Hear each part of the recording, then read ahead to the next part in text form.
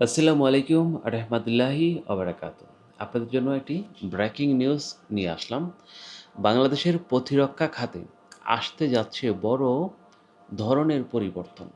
সরকার দেশীয় প্রযুক্তির উপর নির্ভর করে মেড ইন বাংলাদেশ প্রতিরক্ষা শিল্প গড়ে তোলার পরিকল্পনা নিয়ে কাজ করছে। একই সঙ্গে সেনাবাহিনী, নৌবাহিনী, বিমান বাহিনীকে আধুনিকায়নের জন্য দীর্ঘমেয়াদী কর্মপরিকল্পনা গ্রহণ করা হয়েছে। জাতীয় সংসদে প্রধানমন্ত্রী জানান, সরকারের লক্ষ্য শুধু বিদেশ থেকে অস্ত্র কেনা নয়, বরং ধীরে ধীরে দেশের মধ্যেই প্রতিরক্ষা সরঞ্জাম উৎপাদনের সক্ষমতা গড়ে তোলা। এ লক্ষ্যে একটি জাতীয় প্রতিরক্ষা শিল্প প্রণয়ন কাজ চলছে। তিনি বলেন, ভবিষ্যতে উন্নত ড্রোন প্রযুক্তি, সেন্সর ব্যবস্থা, ইলেকট্রনিক এবং বিভিন্ন প্রতিরক্ষা সরঞ্জাম দেশেই উৎপাদনের সক্ষমতা বাড়ানোর পরিকল্পনা রয়েছে। পাশাপাশি বন্ধুপ্রতিম দেশগুলোর সঙ্গে প্রযুক্তি হস্তান্তরের মাধ্যমে দেশীয় প্রতিরক্ষা শিল্পকে আরও শক্তিশালী করা উদ্যোগ চলমান রয়েছে। প্রধানমন্ত্রী আরও জানান, আগামী ৩ এবং পরবর্তী ৭ বছর মেয়াদী পরিকল্পনার আওতায় সেনাবাহিনী আধুনিকায়ন করা। এই পরিকল্পনার নতুন ট্যাঙ্ক, সাঁজোয়া যান, আধুনিক আর্টিলারি রকেট ব্যবস্থা, ট্যাঙ্ক বিধ্বংসী অস্ত্র, স্বল্প ও মধ্যম পাল্লার আকাশ প্রতিরক্ষা ব্যবস্থা এবং উন্নত নজরদারি প্রযুক্তি যুক্ত করা পরিকল্পনা রয়েছে বর্তমান তারেক রহমানের সরকার মানে বিএনপি সরকারের। এছাড়া মনুষ্যবিহীন আকাশযান বা ড্রোন ব্যবহারের মাধ্যমে গোয়েন্দা তথ্য সংগ্রহ করা, সীমান্ত পর্যবেক্ষণ এবং বিভিন্ন সামরিক অভিযানের সক্ষমতা আরও বাড়ানো হবে। বিমান ও নদীপথ দ্রুত সৈন্য সরঞ্জাম পরিবহনের ব্যবস্থা উন্নত করা হবে। মানে আপনারা সবাই হয়তো জানেন, বর্তমানে ভারতের সঙ্গে আমাদের সীমান্ত বিশাল গ্যাঞ্জাম চলছে। প্রতিনিয়ত তারা ভারতীয় নাগরিকদের বলে, বাংলাদেশি বলে তারা পুশিং করছে বাংলাদেশে।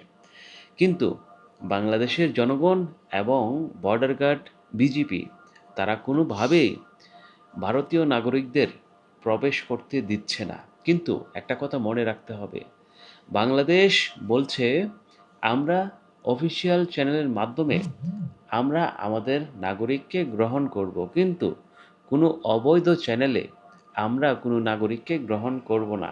কারণ আপনার অফিসিয়াল ডকুমেন্ট ছাড়া কোনো নাগরিক কোনো দেশে ঢুকতে পারে না।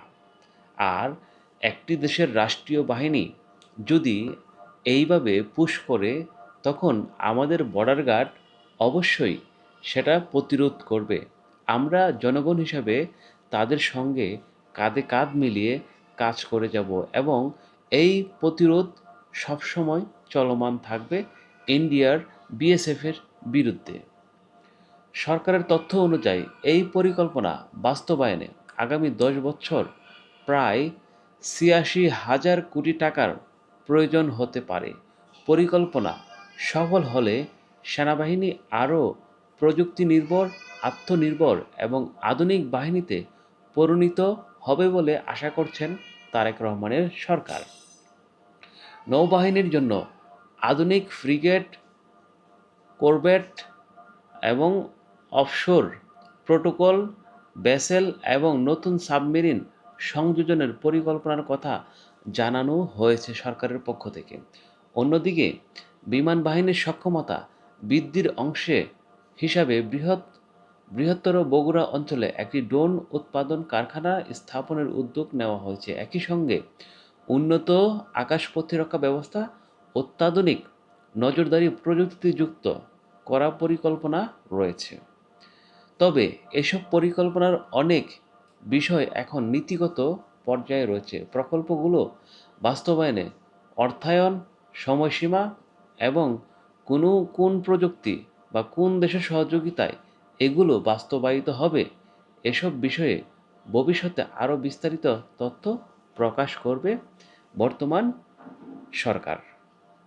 আপনারা হয়তো জানেন বগুড়াতে যে বিমানবন্দরটি করা হবে সেখানে ড্রোন উৎপাদন করা হবে এবং সেখানে ড্রোন উৎপাদনের কারখানা স্থাপন করা হবে। একই সঙ্গে উন্নত আকাশ প্রতিরক্ষা ব্যবস্থা কিন্তু মোতায়েন করা হবে, অত্যাধুনিক নজরদারি প্রযুক্তির সংযুক্ত করা হবে। মানে আপনি আপনাকে আমি নিঃসন্দেহে বলতে পারি যে বগুড়ার যে অবস্থান ভৌগোলিকভাবে, সেই অবস্থানের তুলনায় তারেক রহমান সরকারের যে পরিকল্পনা গ্রহণ করেছে, যেহেতু ভারত আমাদের জন্য একটি থ্রেট হয়ে দাঁড়িয়েছে, ভারতের তুলনায় আমরা অনেক ছোট একটি রাষ্ট্র, কিন্তু ছোট একটি রাষ্ট্র হলেও আমাদের কলিজা এত বড়। আমরা দেশের জন্য জান উৎসর্গ করতে 2 মিনিট দ্বিধাবোধ করব না। আর আমাদের দেশকে রক্ষা করতে প্রয়োজনে যা যা করা প্রয়োজন আমরা তা করব। এবার সেটা হোক ইন্ডিয়ার পক্ষ থেকে থ্রেট, আর সেটা হোক মায়ানমারের পক্ষ থেকে থ্রেট, কিন্তু আমরা আমাদের দেশকে, আমাদের মাকে রক্ষা করার জন্য জীবন দিতে সর্বদাই প্রস্তুত রয়েছি। আপনার কি মনে হয় বাংলাদেশীয় প্রতিরক্ষা শিল্প গড়ে তোলা কতটা গুরুত্বপূর্ণ? আপনার মতামত অবশ্যই কমেন্টে জানাবেন। প্রিয় দর্শক, আমরা যে আলোচনাগুলো করি, বাস্তবসম্মত আলোচনা করি, এটি আমার মুখের কোনো কথা নয়, বাংলাদেশ সরকারের প্রধানের এই কথা। মানে প্রাইম মিনিস্টার জনাব তারেক রহমানের স্পষ্ট বক্তব্য দিয়েছেন সংসদে দাঁড়িয়ে। এটি কিন্তু রেকর্ডেড বক্তব্য। আর বাংলাদেশ সরকারের প্রধান যখন এই ধরনের বক্তব্য দেয়, তখন আপনাকে অবশ্যই বুঝতে হবে বাংলাদেশ এখন কোন ধরনের পরিকল্পনা করছে। আর ভবিষ্যতে বাংলাদেশের জন্য কারা হুমকি, কারা বাংলাদেশের বন্ধু, সেই বিবেচনায় বাংলাদেশ প্রতিরক্ষা শিল্প উন্নয়ন করছে, ড্রোন প্রযুক্তি উন্নয়ন করছে, নৌবাহিনীকে উন্নয়ন করছে, বিমান বাহিনীকে উন্নয়ন করবে, সেনাবাহিনীকে সঙ্গে উন্নয়ন করবে এবং ত্রিমাত্রিক বাহিনীর মাধ্যমে বাংলাদেশের সার্বভৌম রক্ষা করা হবে। তাই আজকের আলোচনাটি আপনাদের কাছে কেমন লেগেছে? আর আপনি যদি অবশ্যই বাংলাদেশী হয়ে থাকেন, বাংলাদেশকে ভালোবেসে থাকেন, তাহলে অবশ্যই কমেন্ট করবেন। আপনার মূল্যবান প্রশ্ন অবশ্যই আমাদেরকে জানাবেন। আমরা চাই আপনি একজন বাংলাদেশী নাগরিক, আপনার দেশকে আপনি কতটা ভালোবাসেন সেটা এই কমেন্টের মাধ্যমে অবশ্যই জানাবেন। প্রিয় দর্শক, ধন্যবাদ। সবাই ভালো থাকবেন। আসসালামু আলাইকুম আ রহমতুল্লাহি আ বারাকাতুহু। দেখা হবে নতুন আরেকটি ভিডিও নিয়ে। আল্লাহ হাফেজ।